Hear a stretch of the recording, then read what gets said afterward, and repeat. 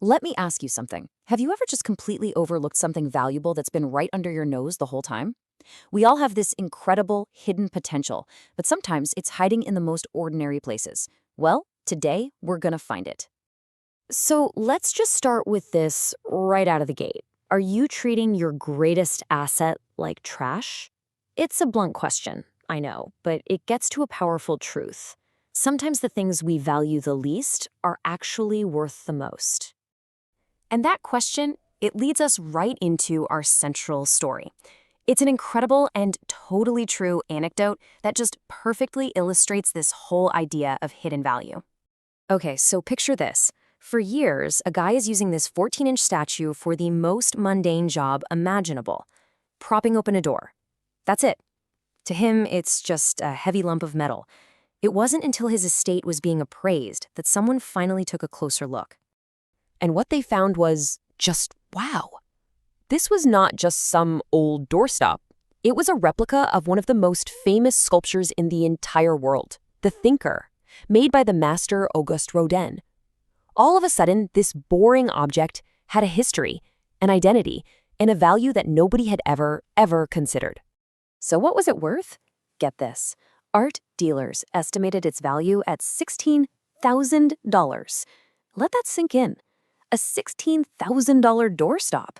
I mean, think about that gap, the difference between how it was being used and what its true potential really was. And okay, this is where the story pivots and becomes about you. Because you and I, we're just like that statue.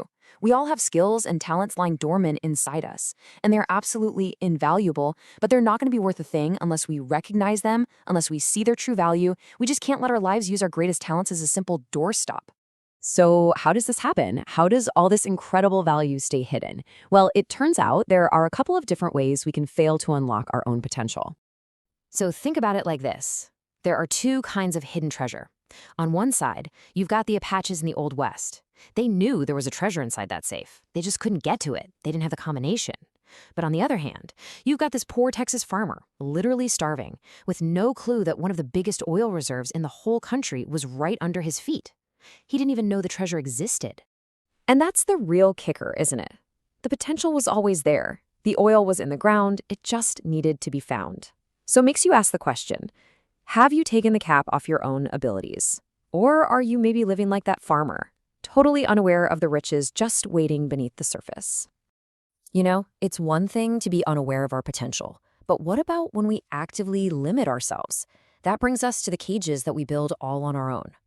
There's a name for this. It's called self-conditioning, and it's basically a process where we learn our limits from something in the past, maybe a failure or just a barrier we hit once, and then we never try to jump higher, even long after that barrier is gone. And there is this wild and honestly kind of sad example of this in action. Flea trainers discovered something really fascinating about how fleas learn to jump. So here's how it works. First, you put fleas in a box, and no surprise, they jump right out. Easy.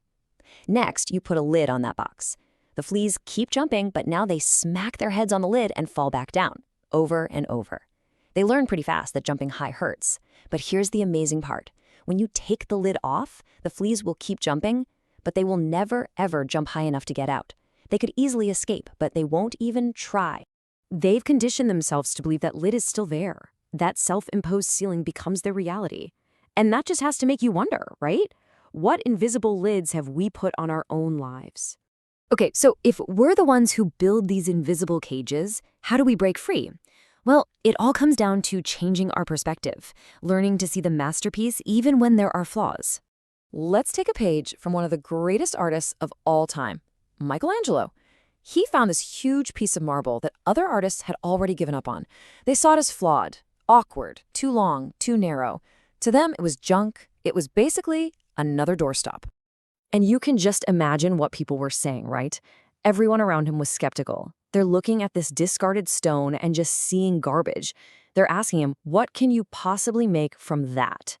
It's the same kind of doubt we get from others, and maybe even worse, from ourselves. But Michelangelo's answer was so simple and so profound. While everyone else saw a flawed, useless block of stone, he just said, I see David. He wasn't looking at the limitations, he was looking at the masterpiece that was already waiting inside.